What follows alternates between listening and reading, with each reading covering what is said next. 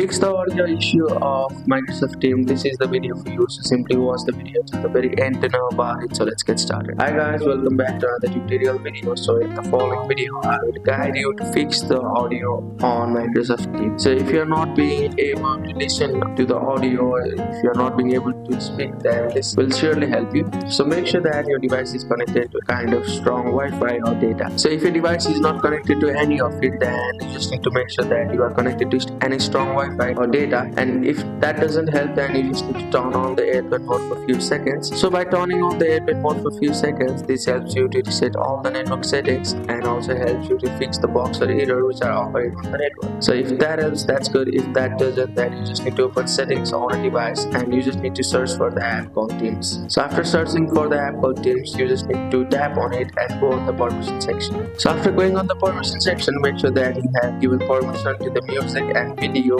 music and audio, and also given permission to the microphone section. So if you have not given permission to any of it, then you won't be able to fix the issue of audio on Microsoft Teams. So by doing all of it, you'll be able to fix the problem. So that's it. Thank you for watching the video. Please don't forget to like the video and subscribe to our channel. Thank you.